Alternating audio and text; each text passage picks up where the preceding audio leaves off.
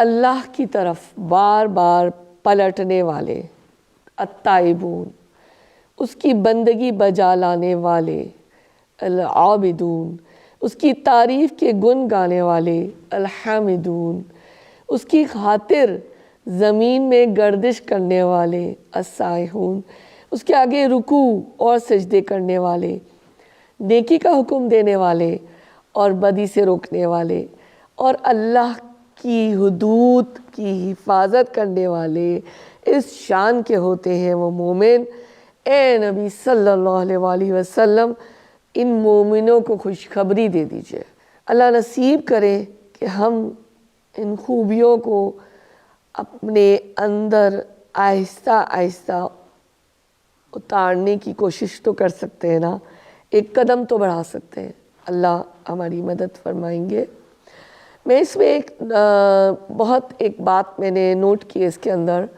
کہ جو آخری والحافظون لحدود اللہ وبشر المؤمنین، اتنا کچھ اس کے اندر آ جاتا ہے۔ قرآن اتنا جامع کلام ہے کہ آپ دیکھیں، ہم جب علوم القرآن بھی پڑھتے ہیں، اتنے کذاب نبی پیدا ہوئے، پاسٹ میں بھی ہوئے، رسول اکرم صلی اللہ علیہ وسلم کے سامنے بھی ہوئے، جب ہسٹری اٹھا کے پڑھتے ہیں بعد میں بھی، اور جو انہوں نے وہ یہ کلام بنا ہی نہیں سکے، اس لیے کہ یہ اللہ کا کلام ہے، اور اس کی وسعت، اس کا اعجاز اور اس کی جو گہرائی ہے وہ ایک عام آدمی کا کام نہیں ہے۔ اب آپ یہ دیکھیے کہ اللہ کی حدود کی حفاظت، اب جہاں جہاں احکام آ رہے ہیں پورے قرآن میں بکھرے ہوئے، سمیٹ دیا گیا نا، کہ اس کی بھی بات آ گئی کہ جو بھی اللہ نے حدود،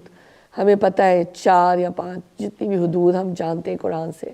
تو اس کی بھی بات آ گئی کہ اس کی بھی حفاظت کرنے والے ہوتے ہیں۔ جیسے کہ اب میں کنٹینیو کروں گی آپ کے پچھلے اس سے تھوڑا سا ربط ملاتے ہوئے، جیسے زنجیر کی کڑیاں ہوتی ہیں ایک سے ایک جڑی ہوئی ہوتی ہیں، تو قرآن کا بھی معاملہ ایسے ہے۔ قرآن میں بلکہ میں آپ کو ہم اکثر ہمارے لوگ جانتے ہی ہیں کہ سورتوں کی جو ترتیب ہے قرآن میں، اس کا بھی پورا ایک سلسلہ ہے رب تعالیٰ کی طرف سے،